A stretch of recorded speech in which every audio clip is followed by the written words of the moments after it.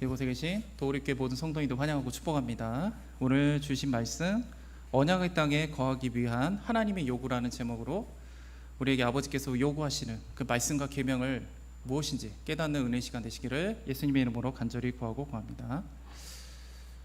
우리는 하나님의 은혜로 예수님을 믿고 또 그 십자가의 구원을 얻었음에도 불구하고 우리는 하나님께서 예비하신 그 은혜와 그 사랑과 그 복을 잘 누리지 못하고 살아갈 때가 많이 있습니다.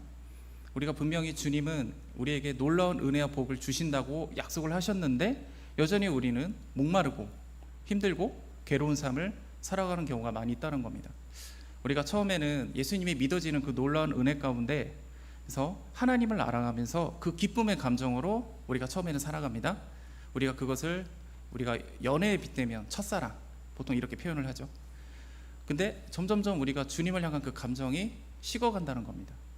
우리들도 이 살아가는 연인에게 반하는데 걸리는 시간은 단 1초도 걸리지 않는다고 하죠. 그런데 그 감정이라는 게 길어봤자 2, 3년밖에 안 됩니다. 그 2, 3년 후 지나는 감정이 없이 이제는 그 다른 것으로 살아가야 된다는 것이죠. 우리가 그 서로 연애하는 과정 속에 서로가 각자 살아가는 방식이 다르고 생각 등의 차이가 있기 때문에 서로 갈등도 생기고 또 여러 가지 어려움도 있습니다.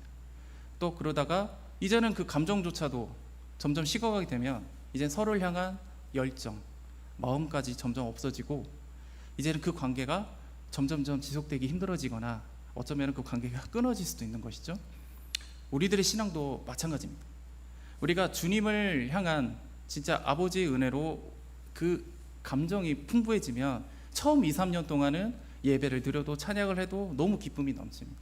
저는 초신자에게 늘 말해주는 게 그때 하나님께 많이 요구하라 라고 말합니다. 왜냐하면 그때 하나님이 기도를 많이 응답해 주세요. 왜냐? 내가 여호와 하나님이다라를 드러내셔야 되기 때문에 하나님이 많이 들어주세요. 물론 좀 황당한 기도 빼고는 다 들어주세요. 그리고 내가 누군지 그리고 너는 어떻게 살아야 되는지를 주님이 가르치기 시작합니다. 근데 이제 점점점 이제 그 감정이 식어가는 것이죠. 그리고 어느 순간부터 주님이 기도의 응답이 점점 늦어지기 시작하죠. 우리가 이 과정 속에 나의 생각과 하나님의 생각이 점점 충돌이 나기 시작합니다. 우리가 세상 속에 살아왔던 우리의 모습 속에 이젠 주님이 너는 하나님의 나라의 백성이고 하나님 나라의 자녀야 라는 것을 이젠 너는 거룩하게 살아야 된다는 그 거룩한 삶을 주님이 요구하기 시작합니다. 그 과정 속에 우리는 하나님과 갈등이 심해지죠. 그리고 어쩔 때는 하나님을 굉장히 오해합니다. 그러면서 이 첫사랑이라고 하죠. 그 마음이 점점점 사라지기 시작하는 거예요. 그러면서 점점 이제는 습관적인 예배 그리고 신앙으로 이제 변질되기 시작합니다. 근데 여전히 주님이 우리에게 마음을 주셨기 때문에 우리가 주님을 버리진 않아요. 웬만하면 잘 버리진 않죠. 하지만 이제는 내가 원하는 주님 그리고 하나님의 크신 손 그것만 보게 돼요. 이제 백성으로서 자녀로서 살아가는 삶보다는 내가 원하는 삶을 살고 싶고 하지만 하나님의 복음 받고 싶고 이제 그런 삶을 살아가면서 내가 원하는 주님을 가르쳐줄 교회를 찾아다닙니다. 그래서 이리저리 교회를 옮기며 가는 것이죠.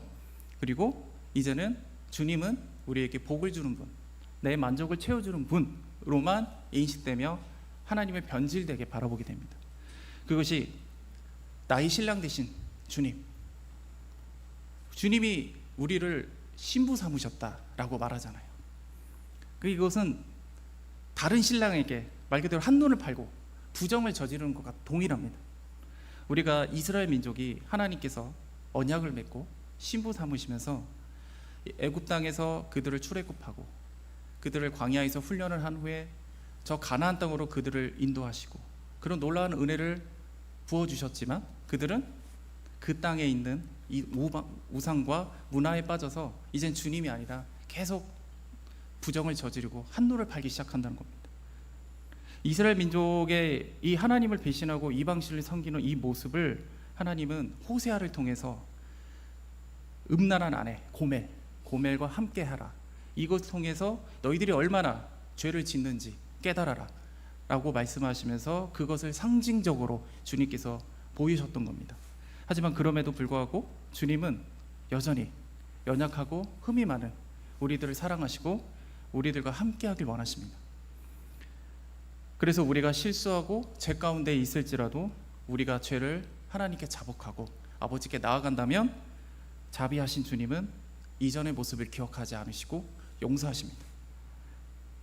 그리고 여전히 우리에게 약속된, 언약된 그 복과 은혜는 유효합니다. 주님은 그 복과 은혜를 넘치게 부어주시길 원합니다. 신명기 10장 1절에서 11절 말씀이 보면은 이스라엘이 황금 송아지를 만드는 그 불순종에 대한 이야기가 나옵니다. 시내산에서 하나님의 그 언약을 받고 있을 때 이 모세를 기다리지 못하고 그 백성들이 황금으로 송아지를 만들고 이게 여호와 하나님이다 하고 경배하고 찬양하고 있었던 그 모습이었던 것이죠. 모세가 그 모습에 분노하여 돌판을 깨버립니다. 뭐냐? 하나님과 이스라엘 백성의 언약이 깨어져 버린 겁니다. 그리고 하나님은 이 민족을 멸하고 이 모세의 일가를 통해 새롭게 시작하고자 하셨던 겁니다. 그런데 모세가 말리죠. 그러지 마십시오. 세상 사람들이 하나님을 우습게 여길까 두렵습니다. 그의 간절한 간구로 인해 하나님은 용서하시고 새로운 언약을 다시 새깁니다. 그게 두 번째 돌판이죠. 그 두 번째 돌판은 이제 언약궤에 넣어지게 되는 것이죠. 우리가 연약해서 하나님을 배신하고 또 우리는 그 약속을 어기는 죄인입니다. 하지만 하나님은 우리를 절대 배신하지 않습니다. 그리고 그 약속을 지킵니다. 우리들이 만일 죄를 뉘우치고 나아가면 주님은 용서합니다. 그리고 우리들을 기뻐하시고 우리가 행복하기를 원하시는 진정 사랑의 하나님이란 겁니다. 하나님께서 에덴 동산을 만드시고 아담을 창조하신 후에 아담에게 요구한 것은 너는 에덴 동산에 있는 모든 것을 마음껏 누려라. 단 중앙에 있는 선악과만 먹지 말아라 였습니다. 아담은 하나님을 대신해서 에덴 동산을 운영하고 관리하면서 선악과를 제외한 모든 것을 마음껏 즐기고 누리며 살았습니다. 하나님께서 이것을 맡기시고 언약을 맺으시고 살아가게 하신 겁니다. 여기서 선악과는 정말로 선악을 아는 나무일 수도 있고 아니면 진짜 주님이 그냥 그 에덴전의 중앙에 있는 나무를 그냥 가리킨 것일 수도 있어요. 그게 어떤 것이든 간에 하나님은 우리의 왕이시고 그 주권을 상징하고 또한 하나님과 아담 사이에 그 맺어진 언약의 증표를 이 선악과로 삼으셨습니다. 이것은 아담이 선악과를 먹지 말라는 그 뜻에 순종함으로 하나님을 인정하고 그분의 다스림과 통치함을 받으며 경외함으로 하나님의 모습을 이 땅 가운데 드러내는 바로 놀라운 일이었던 겁니다. 그리고 아담은 살아있는 모든 생명에게 이름을 지어주기 시작합니다. 혹시 김춘수 시인의 꽃이라는 시 아십니까? 이 시가 교과서에도 실렸고 우리가 이제 김춘수라는 분은 잘 몰라도 꽃이라는 시는 한 번은 들어봤을 정도로 유명한 시인데 그 시에서 뭐라고 얘기를 하냐면 내가 그의 이름을 불러 주었기 전에는 그는 다만 하나의 몸짓에 지나지 않았다. 내가 그의 이름을 불러 주었을 때 그는 나에게로 와서 꽃이 되었다. 이제 이 시의 일부분입니다. 여기서 꽃이라는 시의 내용처럼 아담이 하나하나 그의 이름을 딱 지어주면서 그리고 그의 이름을 불러주면서 그 생명의 가치, 의미를 부어준 겁니다.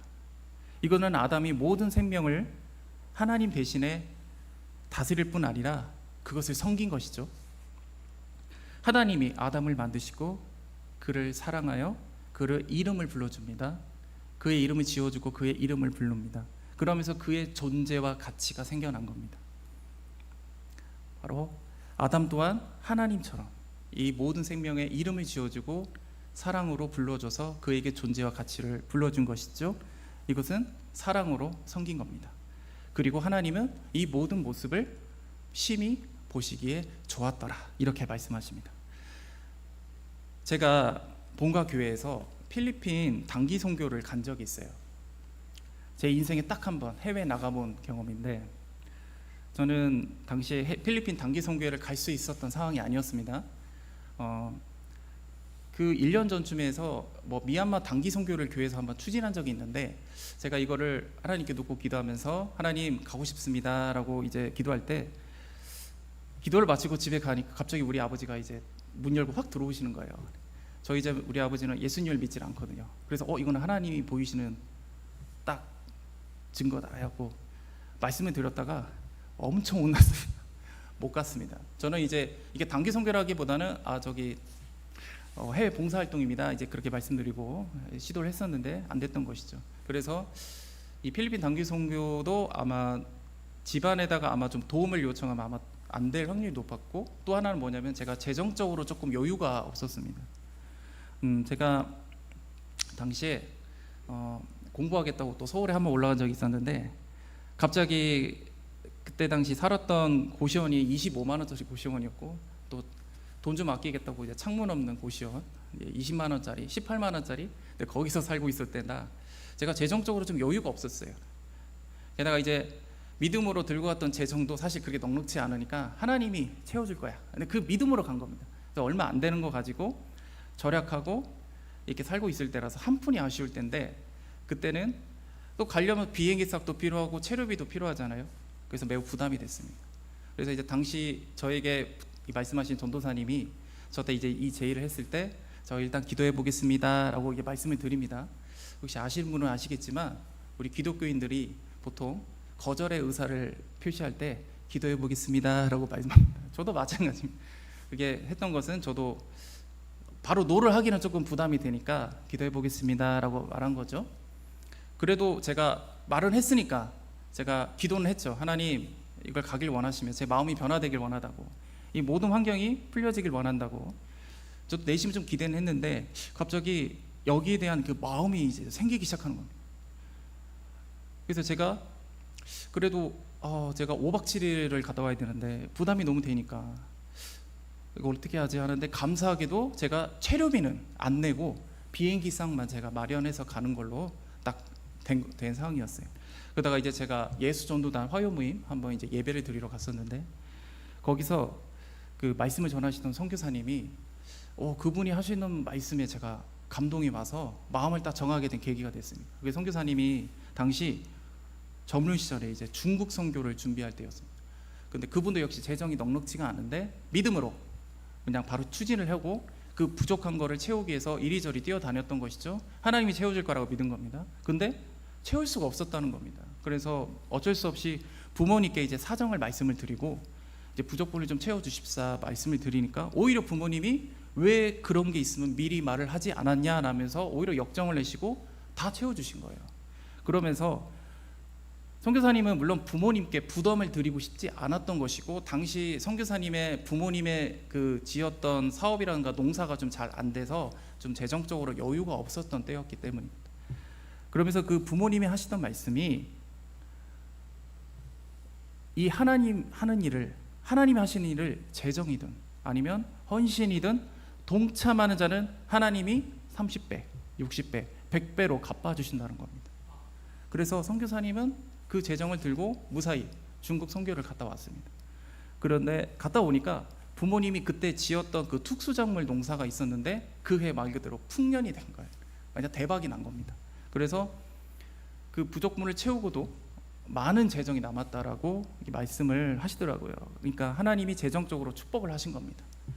저도 이제 그 말씀이 좀 감동이 돼서 이거를 한번 적용해 보자 라고 하면서 제가 가지고 있던 재정을 이렇게 봤는데, 제가 알바하면서 모았던 돈, 아버지께서 주신 용돈, 그리고 어머님이 몰래 저에게 준 거, 그리고 동생이 당시 일 그만두고 퇴직금 받았던 것 중에 일부를 제가 받고 있었어요. 여기서 10분의 1을 딱 빼고 내가 한 달 생활하는 비, 뭐 고시원비라든가 생활비를 딱 합치니까 딱 비행기 싸게 되는 거예요. 이거 하나님이 가라는 뜻인가 보다 그런 마음인데, 저는 이거를 왜 추진하게 되냐면, 물론 하나님의 뜻이라는 확신도 있었지만 제가 이걸 가지고 우리 집에 뭔가 재정적인 복을 원한 것이 아니라, 우리가 예수님 믿지 않는 우리 아버지, 당시에는 믿음이 좀 깊지 않았던 우리 어머니, 그리고 어린 시절에는 교회를 갔지만 지금은 교회를 가지 않는 동생까지, 본인들은 이 일에 동참하는 걸 모르잖아요. 하지만 이들은 하나님이 하는 일에 동참하는 거잖아요. 갑자기 이런 생각이 드는 거예요. 그래서 하나님이 이거에 대한 마음과 소원을 주셨으니 이걸 하나님의 뜻이라 믿고 제가 순종함으로 단기 선교를 가게 되었습니다.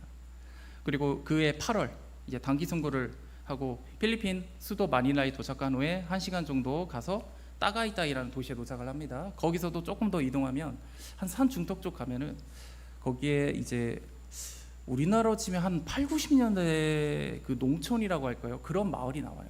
굉장히 좀 가난한 마을인데 우리처럼 이렇게 전기를 막 쓸 수 있는 동네가 아니에요. 필리핀은 비가 많이 오니까 물이 풍부할 것 같은데 그 친구들은 우물 떠서 마셔요. 왜 그런가 하고 봤더니 수돗물이 비싸대요. 왜냐하면 수돗물을 정지한 속에 전기가 들어가잖아요. 그래서 이 수돗물이 되게 비싸다고 하더라고요. 그런 동네입니다. 그래서 주일에 예배를 드리면은 워낙 동네가 우리나라처럼 이게 마을 버스 같은 게 다니기는 하는데 왔다 갔다 하기가 힘드니까 오히려 이제 예배를 본 교회에서 한번 드리고 오후에 가서 이제 그 사람들 모아서 같이 거기서 또 예배를 한번 더 드리더라고요. 거기에 좀 나름 잘 산다는 친구가 거기서 전기를 빌려가지고 거기에 마이크랑 뭐 이런 스피커 연결해서 같이 찬양하고 이렇게 예배를 드리던 곳이었습니다. 저는 이제 그곳에서 현지 필리핀 친구들, 그 청년들하고 같이 함께하게 됐는데 저는 그래도 어렵게 간 단기 선교니까 많은 기대가 되는 거죠. 아, 뭔가 하나님의 임재, 그 막 저녁 기도회 때 뭐 알 수 없는 성령이 불 같은 임재가 막 있을 거고 막 그 주님의 일하심의 기적 같은 게 있지 않을까 그렇게 생각을 했던 겁니다.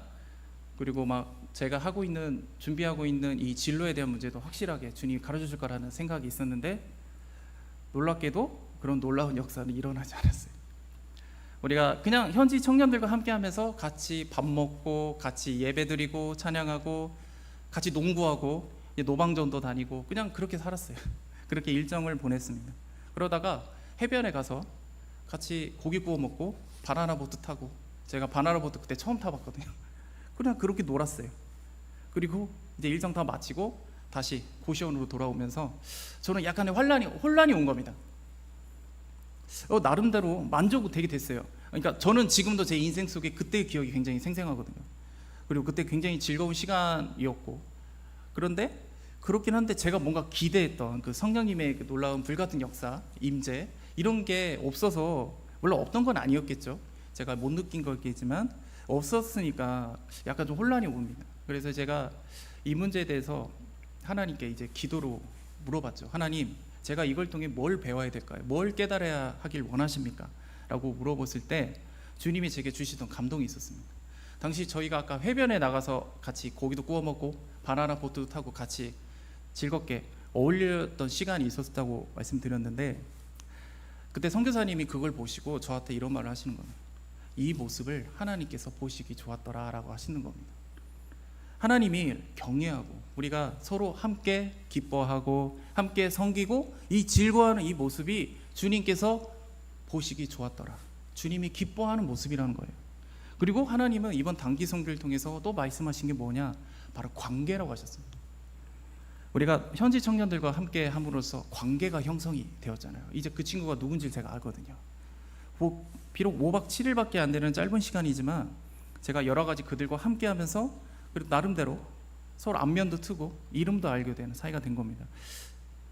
요즘은 SNS 뭐 인스타 같은 거 유행하지만 그때만 해도 한국에서는 싸이월드가 유행했고 이제 외국 사람들은 페이스북을 했어요. 그래서 그 친구들이 저한테 페이스북 있냐고 하더라고요. 전 페이스북이 없었거든요. 그것 때문에 가입을 했어요. 그 친구들 때문에 가입하고 한동안 페이스북을 통해서 서로 좀 연락을 하면서 뭐 거기에 지진 나면은 뭐 괜찮은지 하지도 못하는 영어 막 이렇게 번역기로 돌려가면서 막 보내고 그렇게 하면서 제가 그들을 생각하면서 기도를 하게 된 거예요. 이게 펠로우십 교회라고 하는데 우리는 가끔 누군가를 통해서 이제 중보기도 요청을 받을 때가 많습니다. 그리고 옆에 있는 지체들을 위해서 중보를 해야 할 때가 많죠.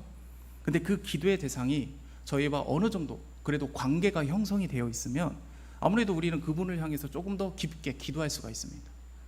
그 유명한 찬양 사역자인 청관훈 목사님이라고 계시는데 그분이 언젠가 이런 말씀을 하신 적이 있어요. 그분은 메일을 통해서 많은 청년들이 기도 부탁이 온대요. 그래서 부탁이 왔으니까 기도는 해야 하긴 하는데 문제는 이분들이 누군지를 모르는 거예요. 그래서 깊은 기도가 아무래도 힘들다라고 말씀을 하시는 겁니다. 제가 필리핀 단기 선교를 통해서 정말 기대했던 은혜는 없었지만 저는 그곳에서 청년들과 함께하며 그 깊은 교제를 할 수 있었고 또 거기를 통해 기도할 때 그때의 그 형제들을 기억하면서 한동안 깊게 기도를 할 수 있었던 것이죠. 제가 이 필리핀 단기 선교를 준비한 과정 속에 정말 부족하고 상황도 힘들었지만 저는 그래도 아버지 경외하는 마음으로 순종함으로 나갔거든요. 그리고 거기 있는 청년들을 섬기면서 그들과 함께 기뻐했거든요. 이 모습을 하나님이 심히 기뻐하신 겁니다. 즐거워하신 겁니다. 이러면서 주님은 우리에게 그 은혜와 복을 주기 위해 일방적으로 관계를 맺어버립니다. 주님이 관계를 맺지 않으면 우리는 아무것도 아니게 되는 겁니다. 즉 우리가 하나님을 경외하고 하나님을 사랑하고 내 이웃을 섬기고 사랑하는 것, 이 모든 게 하나님께서 보시기 좋았더라, 그 모습입니다. 그리고 하나님께서 우리를 이렇게 창조하셨습니다. 그리고 그것을 위해 주님은 우리와 관계를 맺으셨고 언약을 맺으셨고 그 은혜를 복을 주시겠다고 약속하신 겁니다. 그리고 하나님을 사랑하고 경외하고 내 이웃을 내 몸과 같이 사랑하고 섬긴다면 주님은 우리에게 그 넘치는 복을 주신다고 허락하신 것을 의미합니다. 그리고 이것이 바로 진정한 행복이라고 주님은 말씀하고 계십니다. 우리 신명기 10장 13절 말씀에 보면은 내가 오늘 내 행복을 위하여 내게 명하는 여호와의 명령과 규례를 지킬 것이 아니냐라고 말씀하십니다. 여기서 행복이라는 단어가 토브라고 합니다. 이 토브라는 단어가 좋았더라 와 같은 단어입니다.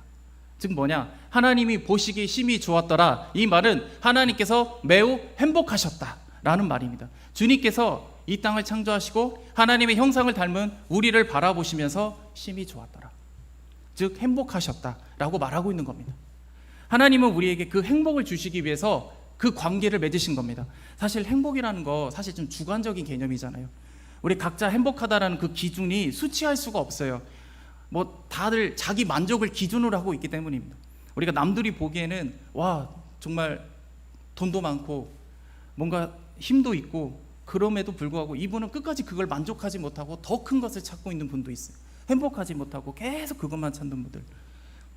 근데 또 어떤 사람은 너무 궁핍하고 힘든 삶을 사시는 것 같다라고 생각하는데 오히려 본인은 그것에 만족해하며 행복해하는 분도 있죠. 우리가 성경에 대표적으로 이 행복을 쫓았던 사람, 복을 쫓았던 사람이 있습니다. 바로 야곱입니다. 야곱은 평생 행복하기 위해서 발버둥을 치던 자입니다. 그는 이미 태중에 있을 때부터 하나님께서 큰 자가 작은 자를 섬길 것이다 라고 이미 예언이 되어 있었어요. 이미 야곱은 하나님이 주실 은혜의 복이 예비가 되어 있었습니다. 게다가 어머니 리브가의 사랑을 마음껏 받았죠. 그럼에도 야곱은 그 형 에서의 장자권을 굉장히 탐을 냈어요.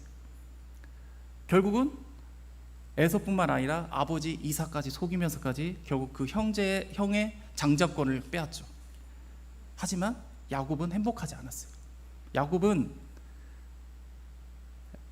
이 외삼촌 라반의 집까지 피하고 거기서 자신이 원하는 아내를 얻기 위해서, 사랑하는 아내를 얻기 위해 무려 14년을 일합니다. 거기서 사랑하는 아내들을 많이 얻었죠. 4명의 아내를 얻었습니다. 많은 자녀를 얻습니다. 게다가 많은 재물까지 얻어요. 그런데 야곱은 행복하지 않았어요. 야곱은 하나님이 약속하신 땅, 언약의 땅, 그곳에 진정 하나님의 은혜와 복이 있다라는 것을 알고 있었던 거예요. 아무리 많은 재물이 있고 사랑하는 자녀가 있고 아내가 있어도 그걸로 자기의 행복을 헤어질 수가 없었다는 겁니다. 그래서 그는 떠나기로 결심합니다. 그리고 야복강가에 가죠. 그 유명한 하나님과 씨름을 하고 평생 행복하려고 복을 쫓는다고 뛰어다녔던 그 다리를 하나님이 쳐버리십니다. 그 후에야 비로소 복에 대한 집착을 버리기 시작합니다. 평생을 복을 쫓았고 그걸 얻기 위해서 속이는 자로 살았던 그 야곱이 이제는 하나님과 겨루어 이김으로 하나님의 다스림과 통치를 받아 하나님을 경외하는 이스라엘로 변화되게 된 겁니다. 이처럼 행복하라, 행복이라는 것은 하나님과의 관계를 맺고 함께하며 은혜를 받지 않으면 불가능한 겁니다. 우리들은 행복의 조건을 나 자신으로 둡니다. 나를 만족시켜줘야 돼, 나를 채워줘야 돼, 나를 기쁘게 해야 돼, 나를 안전하게 느끼게 해주면 그것이 행복이라고 말합니다. 그 기준을 나에게 두고 있기 때문에 내가 원하는 수준까지 재물, 환경 이게 되면은 행복이라고 말하지만 우리가 목표로 둔 거를 얻잖아요. 그거 기쁜 거 길어봐야 일주일 갑니다. 일주일 후면 그 기쁨 오래 안 갑니다. 다시 목마른 공허한 삶이 또 몰려옵니다. 그러면 또다시 그걸 채우기 위해서 또다시 그걸 추구하게 되는 것이죠. 이 시대 속에 많은 사람들이 상대적 박탈감이라는 걸 가지고 살아갑니다. 이것이 이제 행복하지 못하게 하는 가장 큰 요인 중에 하나인데, 우리가 보통 정치인들이 하는 말들이 있어요. 우리 다 같이 잘 사는 나라, 다 같이 행복한 세상 만들겠습니다. 이분이 그렇게 말해요. 근데 우리는 알죠? 이게 거짓말이란 거를. 정치인들은 먼저 자기 거를 먼저 우선시한 다음에 섬기기 시작합니다. 그리고 애초에 우리 세상의 구조는 다 같이 행복하고 다 같이 기뻐하는 게 불가능해요. 내가 행복하면 누군가는 행복할 수 없는 구조가 바로 세상입니다. 하지만 주님의 나라는 아니죠. 하나님의 나라는 다 같이 행복하고 다 같이 기쁜 나라가 바로 하나님의 나라죠. 그리고 아무리 노력해도 세상은 빈부의 격차, 정보의 격차, 이게 시간이 지날수록 점점 벌어지는 겁니다. 요즘은 동경하는 삶, 화려한 삶이 요즘 SNS나 드라마 같은 거 보면 굉장히 동경을 해요. 그걸 보고 다들 좌절해요. 쳇바퀴 도는 삶을 살아가는 사람들이 그걸 보면 아무리 노력해도 저걸 이룰 수 없어라는 생각이 드니까, 그러니까 이 요즘 청년들이 결혼을 포기하는, 아니면 취업을 포기하는 사회적 문제까지 요새 대두대가 하잖아요. 세상은 이런 모습 가운데 있는 겁니다. 하물며 이제 성공하는 자의 삶, 동경하는 자의 삶의 그 뒷고무니만 쫓고 가는 것이 이 세상의 사람들입니다. 그렇다면 우리가 이 땅 가운데 행복을 위해 하나님이 요구하시는 그 명령과 규례가 무엇일까요? 우리 신명기 10장 12절 말씀 같이 읽겠습니다. 시작. 이스라엘아, 내 하나님 여호와께서 내게 요구하는 것이 무엇이냐?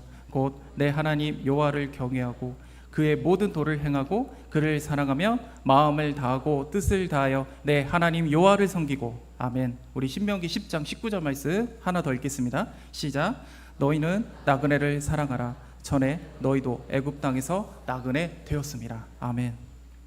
우리가 하나님을 사랑하고 도를 행하고 사랑하며 주님을 사랑하고 섬기며 고아와 과부와 나그네를 사랑하는 것이 우리의 진정한 행복이라고 주님은 지금 말씀하고 계십니다.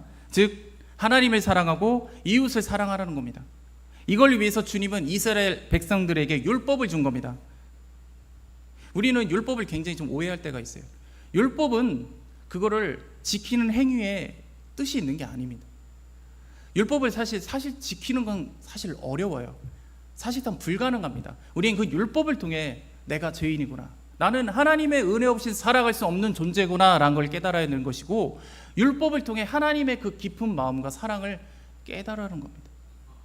우리가 그렇게 지은 바 되었기에 안 되지만 하나님의 은혜로 그를 지켜나가는 것이고, 지키지 못할지라도 그 마음을 다해 아버지께 나가는 겁니다.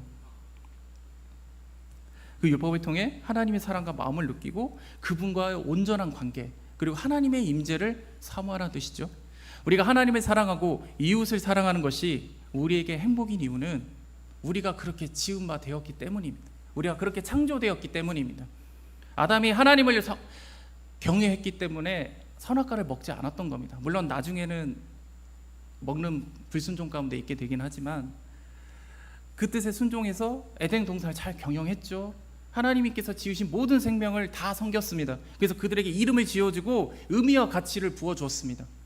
하나님의 아담을 사랑하고 행복을 주기 위해서 맡긴 것들이었습니다. 그래서 하나님께서 보시기 좋았더라, 즉 하나님 보시고 행복해 하셨다는 겁니다. 그리고 우리가 왜 고아와 과부와 나그네를 섬겨야 됩니까? 아니 나도 힘들어 죽겠는데 내가 왜 섬깁니까? 내 문제 먼저 해결한 다음에 섬기면 안 됩니까? 아닙니다. 우리는 누군가를 섬길 때 오는 하나님의 임재와 은혜가 있어요. 우리 고아와 과부와 나그네는요, 이 땅 가운데 누군가의 도움이 없으면 살아갈 수가 없는 존재입니다. 우리들은 하나님 은혜로 십자가의 구원의 은혜를 받았고, 물론 지금도 힘들죠. 하지만 하나님이 함께 하심을, 도우심을, 은혜를 받고 살잖아요. 우리 삶 가운데 고난과 아픔이 있지만 주님이 승리할 수 있도록 도와주신다고요. 우리들도 우리와 같이 고난 받았고 아픔 당하고 그 고통받는 지체들, 동료들, 그들이 할 수 없게 우리가 그들의 짐을 지어주는 겁니다. 그들을 돕는 겁니다. 우리는 보통 건강한 성도를, 그들을 바라보며 건강한 성도의 기준을 삼을 때가 있어요. 저는 조금 더 이해해야 된다, 조금 더 품어야 된다, 조금 더 내려놔야 된다라고 말합니다. 우리 도우리교회는 특히 우리 영육간에 되게 고통받는 분들이 많이 오시죠. 특히 영적으로 힘든 분들이 많이 오는데, 그분들은 그 삶을 살아가는 동안 성품, 인격, 그리고 쓴뿌리들이 많이 생겨요. 그래서 우리는 그걸 이해하고 받아들여요. 우리가 저들을 바라볼 때 안타까워하면서 함께하는 성도고 지체이기 때문에 그들과 함께 우리는 한 가족이기 때문에 그렇게 나아가야 되는 겁니다. 그게 바로 행복입니다. 오늘 본문에 보면 신명기는 하나님 모세가 진짜 광야의 2세대들에게 전하는 마지막 설교입니다. 우리 광야 1세대들은 불순종으로 인해서 가나안 땅을 밟지 못하고 모두 갈 수 없었고 이제 2세대들만이 하나님의 언약하신 그 땅에 이제 들어갈 수 있게 됩니다. 근데 1세대들은 애굽에서 노예 생활을 했기 때문에 그들의 사고방식이 아무래도 한계가 있어요. 그들에게서 신은 나를 배고프지 않게 해주고 나를 목마르지 않게 해주고 고기를 마음껏 먹게 해주는 게 그들에게 원하는 그들의 신이에요. 그들이 원하는 하나님이 그렇다는 거예요. 애굽이 그런 우상신들이 넘쳐났기 때문에 그들도 그런 생각의 방식에 한계가 있습니다. 하지만 이 세대들은 애굽을 경험한 세대들이 아닙니다. 그들은 1세대에게 그냥 애굽이 어떤 곳이었다라는 것만 들었을 거예요. 이제는 하나님이 언약하신 적각불이 흐르는 가나안에 입성하게 되면 이 세대들은 이제 그곳에 이 세대들을 유혹하는 그 각종 우상과 문화들이 그들을 기다리고 있다는 겁니다.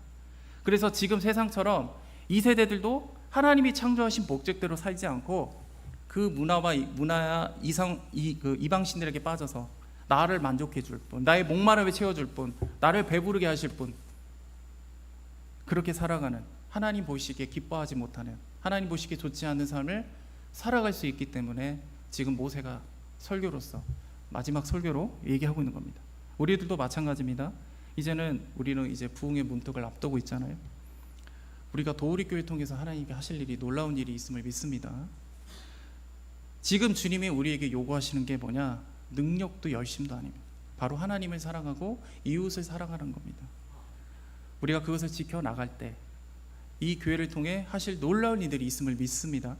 우리가 앞으로 하나님 주시는 넘치는 복들이 있을 때 그럼에도 늘 하나님이 하신 말씀을 기억을 하고 그 안에서 우리의 욕심과 탐욕에 빠지지 않고 하나님이 명하신, 하나님 맡기신 그 사명을 잘 온전히 이뤄나가는 우리 도우리교회 모든 사명자들, 우리 성도님 되시기를 간절히 원합니다. 하나님이 요구하시는 하나님을 경외하고 하나님을 사랑하고 이웃을 사랑하는 우리 도우리교회 모든 성도님 되시기를 예수님의 이름으로 기도합니다. 기도하겠습니다.